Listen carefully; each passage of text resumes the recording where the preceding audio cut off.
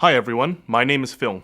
Today I'll be teaching you how to solve the 3x3 Rubik's Cube using an easy method. This method is easy because it's broken down into small steps, each with an obvious and well-defined goal. The method is designed to minimize intense thinking and memorization. In fact, the only thing you really have to memorize is one 4-move sequence and several applications of it. After watching this video, you will be able to solve the cube and also be able to teach others as well. Before we go into the method of solving the cube, let's explore some basics and background info.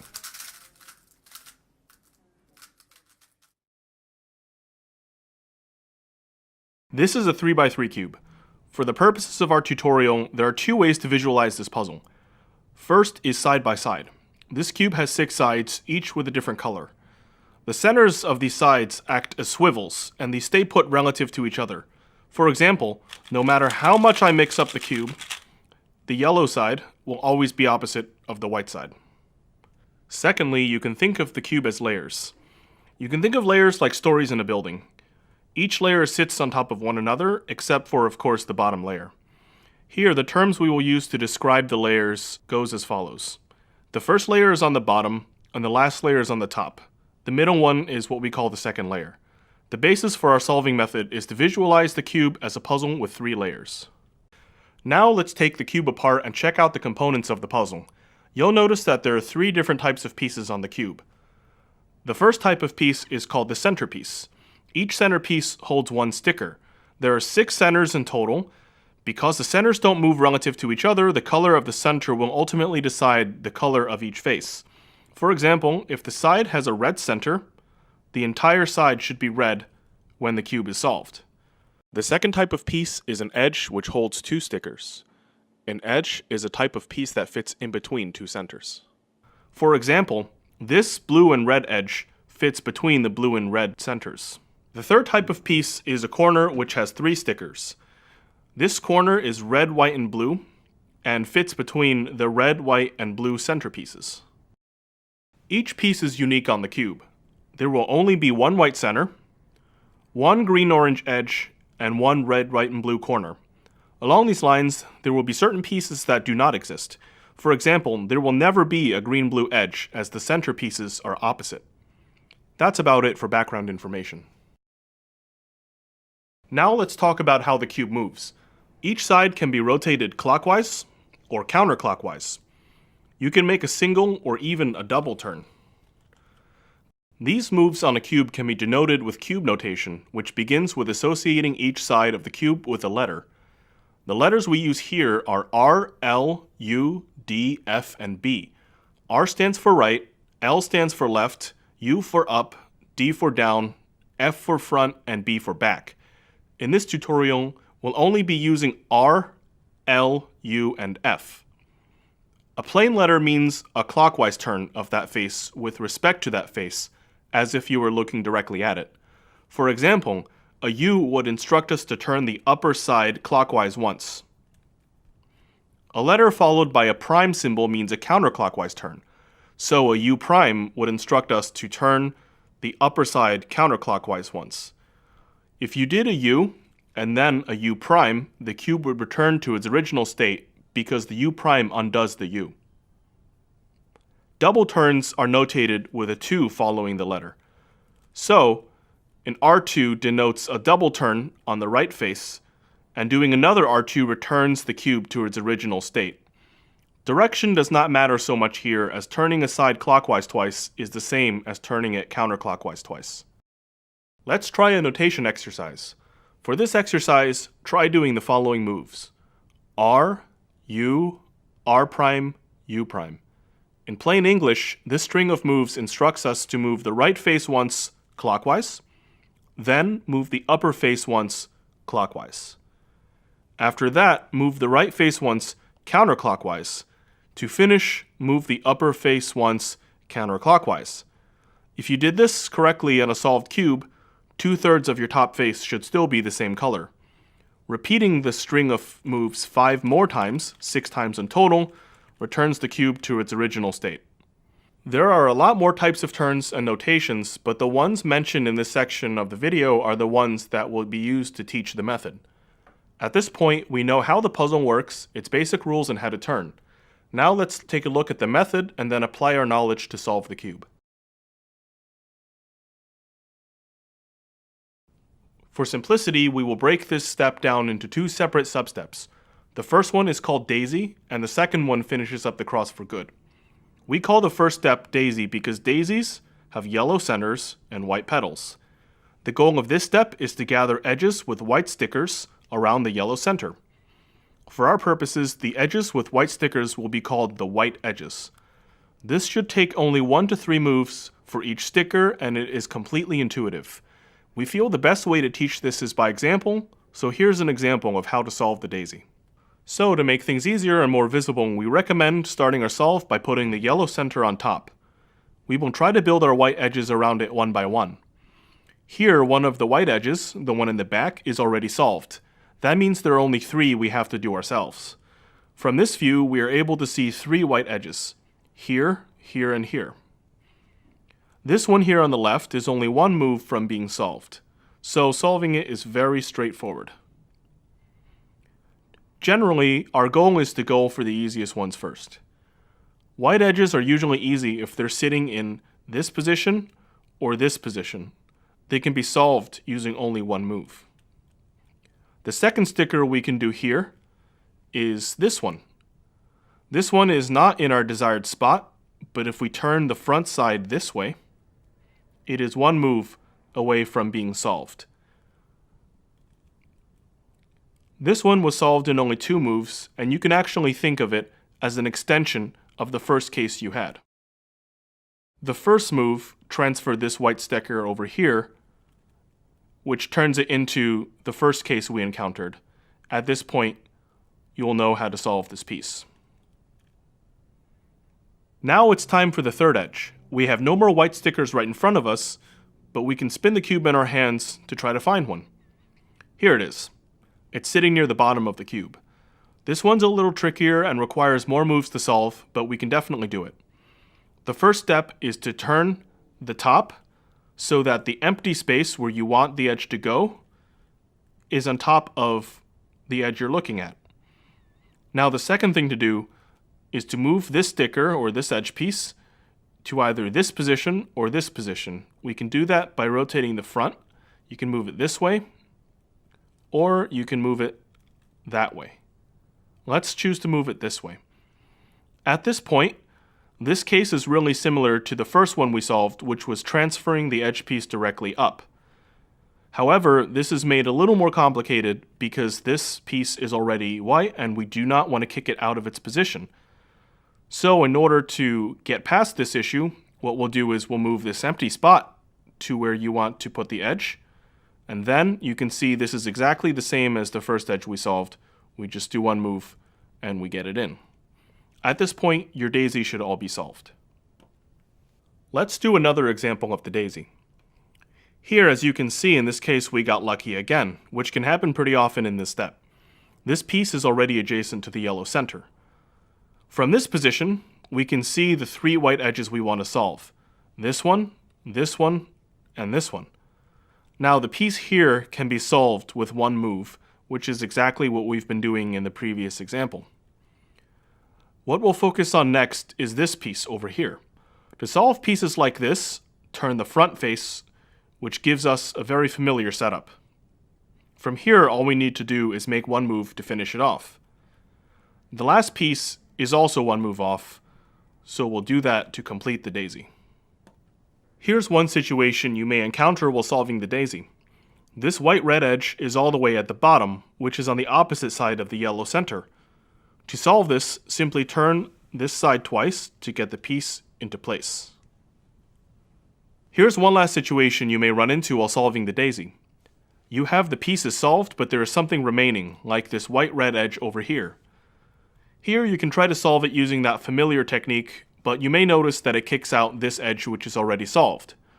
To remedy this, we recommend moving the empty spot over here, which will then allow you to put the piece that you want inside to complete the daisy. Now that we've covered how to solve the daisy, we will explain how to complete the second substep, which is solving the cross. The idea is to align the other color of each of the white edges with its corresponding center by turning the bottom two layers together, and then turning the front face twice when the colors match. Let's go through an example. All we must do here is find a white edge and pay attention to the other color on it. In this case, it's green. So what we'll do is rotate the bottom two layers together until the greens match. Once we know that the greens match, we can turn the front face twice in order to solve the cross piece. At this point, you can spin the cube in your hand in order to find a new piece. The first thing I noticed was this orange piece, and it's already near its corresponding orange center, so there was no need to rotate the bottom two layers together. At this point, once these oranges match, we can turn the front face twice to solve the orange cross piece. Now let's spin the cube one more time to find this red-white piece. And now we want to match the red with the red center, so we can do that by turning the bottom two layers together. And once we have that, we can turn the front face twice. Our last target is this edge, which is blue and white. So at this point, we want to match the blue with the blue center, which is on the opposite side of the cube. So we can turn the bottom two layers together 2 times in order to make the blues match. And at this point, we can turn the front face twice in order to complete the cross. That's about it for the cross. The daisy is slightly abstract and requires some thinking, so make sure you practice that a bit.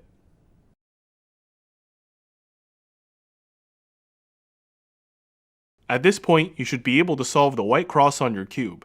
The next step is to solve all 4 first layer corners, which are shown here. All of these corners should have a white sticker. Here's an example of a correctly solved corner. You can tell it's solved because all 3 of its colors match the surrounding centers. In this case, the white part of the corner is near the white center, the red part is near the red center, and the green is near the green center. This corner is not correctly solved, even though the whites match, because the other colors do not correspond correctly. Now let's introduce an algorithm, which is a series of moves that accomplishes a particular task on the cube. Here it is. R, U, R prime, U prime. This is actually the same sequence of moves we explored in the notation exercise. For review, the algorithm says to turn the right face clockwise, the upper face clockwise, the right face counterclockwise, and then the upper face counterclockwise. In this tutorial, we'll call this algorithm the righty alg.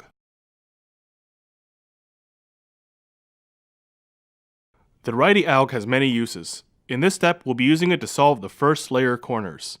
Here's how it works. Repetitions of the righty alg will cause a corner piece to drop from the top right into the bottom right slot. The piece goes directly down. Our goal is to get the corner piece above where it should go and then repeat the righty alg until it is solved. In this example, after confirming that the red, white, and blue corner should belong between the red, white, and blue centers, we shall repeat the righty alg until the corner is solved. Let's try it.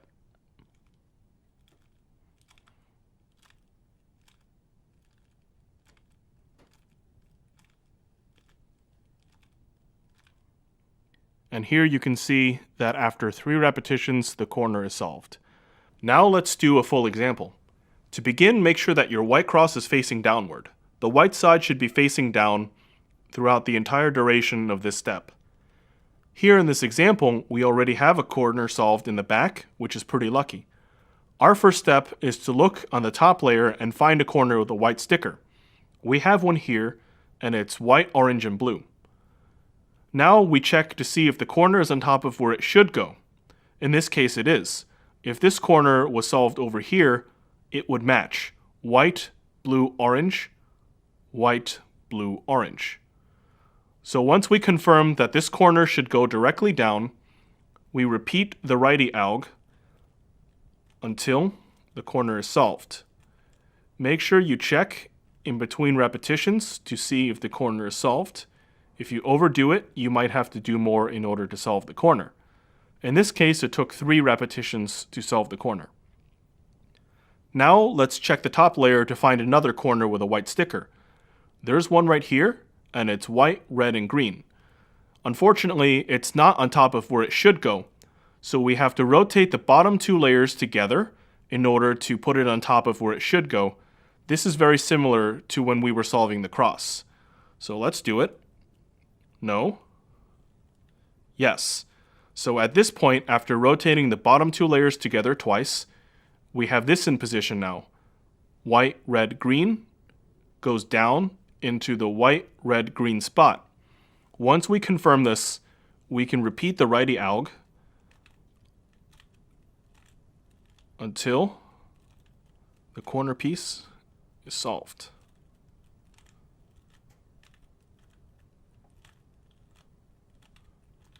And here it is.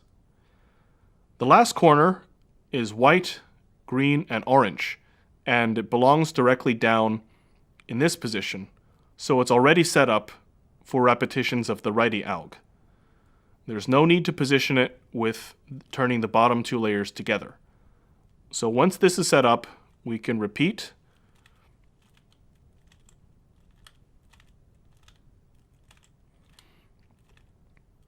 until the corner is solved. And at this point, you can see that you have a first layer that's completely solved. All the white stickers match, and you should have a ring of matching stickers around. This is when you know you're finished with this step. Sometimes you may have a corner twisted in place like this, or two corners trapped in the bottom layer but swapped so that they are incorrect. To solve the corner trapped in place, simply repeat the righty alg until it is solved. To interchange two pieces that are incorrectly trapped, simply insert a corner piece into one of these positions using the righty alg, which should kick the piece out, and reinsert it in order to solve it correctly. If you would like more help on how to fix these, please see our troubleshooting video.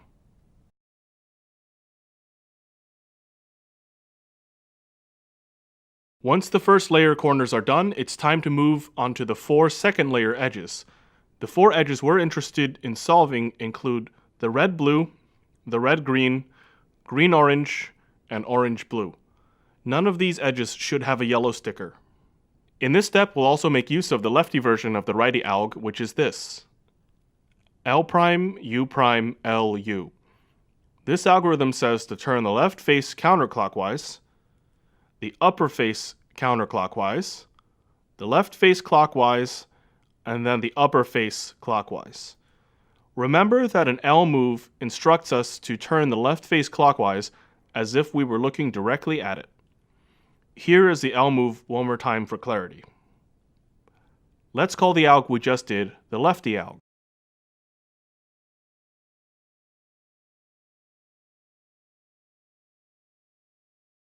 Like the corners in the step before, we'll be moving edge pieces from the top layer into their correct spots. For example, we would like the green and red edge to appear between the green and red center pieces. This is an example of a correctly solved edge. The two colors of the edge match the centers that are adjacent to it. In this step, you'll be using combinations of the righty and lefty algs to manipulate the edges and solve them. In between these algs, we'll be spinning the cube in our hands, like this, in the form of spin right and spin left. Spin right follows the U-turn like this, and can be seen here. Spin left follows the U prime turn and goes in the opposite direction of the spin right. This is a spin left. To set up an edge to be solved, first look at the edge. We want to match the sticker facing you, in this case green, with the center of the same color. You can rotate the bottom two layers together in order to match these stickers. So for here, once we notice that this color is green, we'll rotate the bottom two layers together and match it with the green center. There are two ways to solve an edge. From the top layer, you can either move the edge to the right to solve it, or to the left to solve it. For this example, because we matched the green ones here, we can then determine that this edge, which is green and red, belongs to the left, in between the green and the red centers. The other case we can have is this piece right here, and we can illustrate it first by matching the greens together. And then you can see that because this is green and orange, it goes between the green and orange pieces over here. So this would be a case where you would want to move the edge to the right. To move an edge to the right, do this sequence. U, righty alg, spin right, lefty alg. There's an easy way to remember this one. First, remember which direction the edge should go, and move the edge away from where it should go. Then, do the alg corresponding to the direction you want the edge to go in. So over here, the righty alg. Spin the cube in that direction, so spin right. And then do the other alg, which is the lefty alg. And here you can see that this piece is solved. To move an edge to the left, do this sequence. U prime, lefty alg, spin left, righty alg. You can remember this using the same strategy outlined before. Here's a walkthrough. U prime, lefty alg, spin left, righty alg. Let's check out an example. Let's start by finding an edge that we can solve. In this example, there's one right here, the blue-orange one. We begin solving the edge by first matching the sticker that's facing us with the same color center. Here in this example, the blues are already matching, which is already done for us and very convenient. Next, we determine where the edge should go. Should it go to the right or should it go to the left? After looking at it, we can decide that it goes to the left since these blues match and the edge would go here with the oranges matching as well. Now that we know this, we can apply the sequence of moves to solve the edge to the left. It begins by turning the edge away from where it should go, applying the lefty alg, spinning left, and then applying the righty alg. The next edge we can see is the orange-green one. We want to match the orange sticker on this edge with the orange center. We can do this by rotating the bottom two layers together. This edge also goes left, so we can apply the same sequence to solve it. Now we have the green-red edge, and it's conveniently set up for us. This one also goes left, and so we'll do the same thing once again.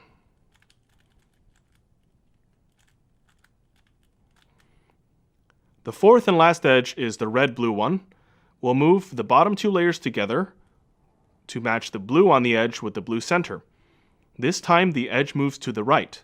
To move the edge to the right, begin by turning the edge away from where it should go, then apply the righty alg, spin right, and then apply the lefty alg. At this point, all of our second layer edges are solved. After this step is done correctly, it'll look like 2/3 of your cube is done.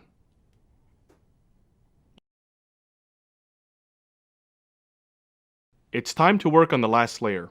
The first objective here is to form a top cross like this. This step is different from the cross we solved first in the beginning. Actually, it's much easier. Here's an example of a top cross. Sometimes you can complete the first two layers and already have a cross on the top formed. If this happens, you can skip this step completely. Aside from having the cross solved already, there are only 3 different cases you can encounter. We distinguish these cases based on the pattern of yellow edges facing up. Let's go over all 3. The first one is called the line. We call it the line because the yellow edges form a line with the yellow center. To solve the line, hold it horizontally. Here's how to do it. F, righty alg, F prime. Essentially, we turn the front face clockwise, perform the righty alg, and then undo the first turn we made, which is to do an F prime. It's very easy, and as you can see, the top cross is already solved. The second case is called the angle. We call it the angle because the yellow edges form a right angle together with the yellow center. To set this one up, hold it so that there's an edge on the right and an edge on the bottom. Here, we're going to use a special type of F-turn. Instead of turning the front face on its own, we're going to turn the front two faces together. So this sequence begins with a small f, which is the front two faces together, the righty alg, and then small f prime, which is a counterclockwise turn of the front two faces together. This is the same as the previous sequence, except we involve the front two faces together instead of just one face. The last case is called the dot. We call it the dot because it's a dot and there are no other edges that are yellow that are facing up. To solve the dot, perform the sequence for the line. And then you'll notice that we have an angle, so then we can perform the sequence for the angle. And this case is just an addition of the two previous cases. This step is generally pretty easy because all it is reacting to a small group of patterns. The next step is to solve the positions of the last layer corners. Let's first take a look at what this means. Here's a cube with the last layer corners solved. You can see that each color of the corner pieces matches exactly with the centers they are near. These corners are correctly positioned. Now let's take a look at this cube. The corners on this cube are obviously not solved, but they are still incorrectly positioned. To illustrate, this red, blue, yellow corner is still in between the red, blue, and yellow group of centers. The corner is in the correct position, it's just twisted. The same is true of the other corners. They are in the correct position, just twisted. This step aims to correctly position all the corners. At this point, we don't care whether any particular corner is twisted or not. There are three cases that can happen, and you can adjust the cube by turning the bottom two layers together in order to get a better view to determine which case you have. Let's start with the first one, which is the easiest. If you take a look and all the corners are already correctly positioned, like in the cube we have here, do nothing. You've essentially skipped this step. The second case is where you have to swap two corners in an adjacent fashion. Let's do an example. Here you'll notice that the red, blue, yellow and the blue, orange, yellow corners are correctly positioned. You can turn the bottom two layers together to get a better view. Now let's take a look at the other two corners, especially this green, yellow, orange one. You'll notice that the green, yellow, orange is not in between the correct group of centers. Instead, this corner belongs over here in the back between the green, orange, yellow group of centers. And the corner in this current position belongs over here between the green, red, yellow centers. At this point, it should be fairly clear that these two should swap. So to summarize, these two are correctly positioned and these two should swap. To swap these corners, hold them so that they're both on the right. The yellow center should be facing up. Once you have this, we can begin doing the sequence of moves that swaps two corners. The sequence looks like this. Perform the righty alg 3 times.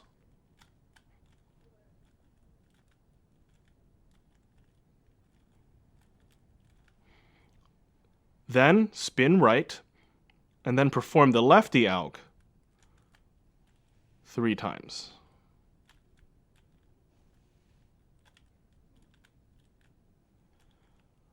Now let's do a check by rotating the bottom two layers together to get a better view. At this point, this corner is solved and correctly positioned. This corner is correctly positioned, just twisted, but that's okay. This corner is correctly positioned, and this corner is correctly positioned. So at this point, all of the corners are correctly positioned. The other case is when you need to swap two corners diagonally. Here, 2 of the corners are correctly positioned, and 2 of them are not. The corners we need to swap are diagonal from each other. To illustrate, we can notice that this corner is in the correct position, and so is this one. However, this one's not in the correct position, and this one is not in the correct position either. From here, we can tell that these two corners need to swap in a diagonal fashion, which is different from an adjacent swap. To do this, first perform the adjacent swap we learned previously. You can do this at any angle, just as long as the yellow center is facing up. Let's do this first part.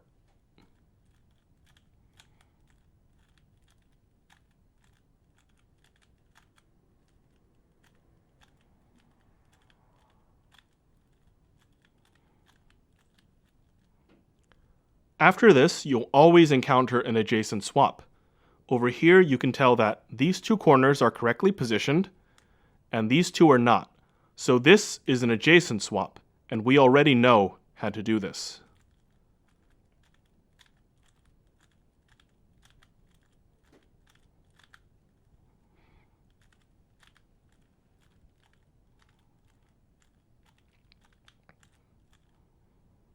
And then we can adjust the bottom two layers and confirm that all the corners are correctly positioned.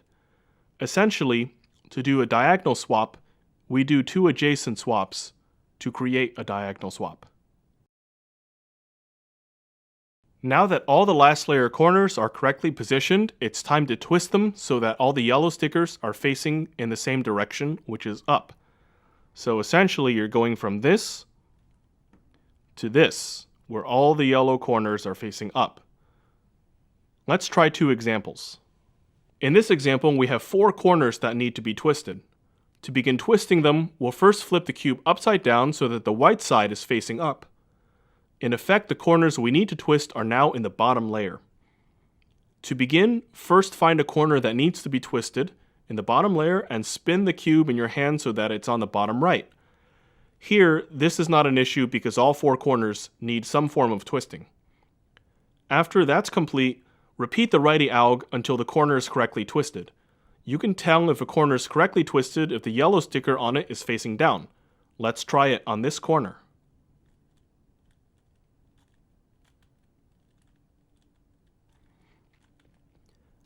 After two repetitions of the righty alg, you'll notice that this corner is facing down and it's correctly twisted because it matches the yellow pieces around it.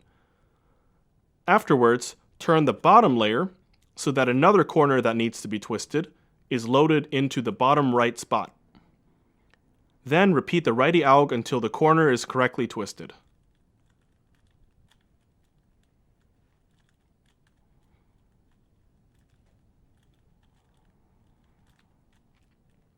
Here we can check this corner has been correctly twisted. Repeat this process until all the corners are twisted correctly.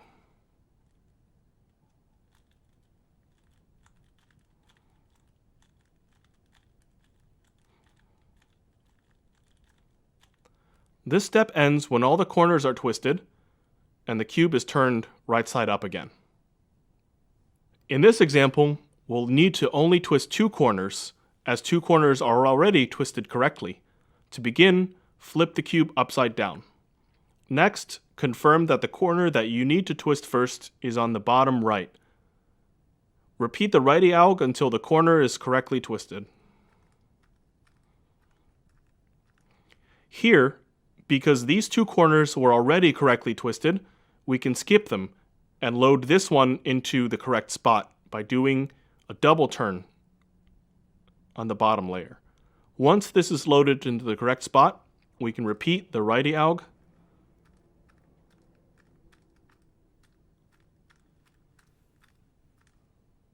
until the corner is correctly twisted. At this point, all the corners should be twisted correctly.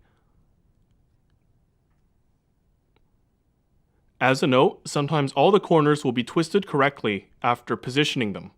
If this happens, you can skip this step. Now let's move on to the last step. Solving the positions of the last layer edges is the last step of our method. We can begin by adjusting the corners to their solved state by turning the bottom two layers together. If you did the previous steps correctly, everything should be solved except for the edges on the last layer. There are two types of cases that can happen.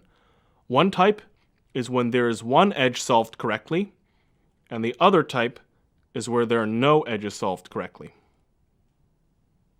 The first case we'll deal with is the one where one edge is solved and three edges need to be solved. To begin solving this, we must first turn it so that the solved edge is in the front. Once we have that, there is one more sequence that lets us finish the cube for good. This sequence goes like this: righty alg, lefty alg, the righty alg 5 times, 1, 2, 3, 4, 5. And then the left diag 5 times. 1, 2, 3, 4, 5. Sometimes you may need to repeat this sequence twice in order to be solved. Over here is an illustration. Right diag, left diag, 1, 2, 3, 4, 5. 1, 2, 3, 4, 5. And if it's not solved, we can repeat the sequence again and it will be solved. Right diag, left diag, 1, 2, 3, 4, 5, 1, 2, 3, 4, 5. And the cube is solved. The other type of case you may encounter is the one where there are no edges solved. To solve the cube from here, simply perform the sequence of moves and then spin the cube in your hand and do it again. To illustrate, let's try it. So I'll do the sequence. 1, 2, 3, 4, 5. 1, 2, 3, 4, 5. At this point, I can spin the cube in my hand so that the solved edge is in the front and do the sequence again.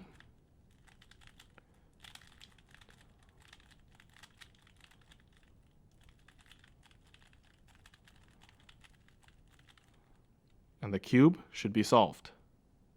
So that's about it for solving the Rubik's Cube. If you understand these moves and sequences, you should be able to solve any cube no matter the scramble. Thank you so much for watching and taking the time to learn with me. For more resources, like our troubleshooting guide and some examples of the method in action, please see links in the description. We'll also throw in some other cool cube stuff in case you're interested in speed cubing. If you have any questions, feel free to leave a comment and someone will get back to you with an answer. Thank you again and have a great day. Congratulations on solving the Rubik's Cube.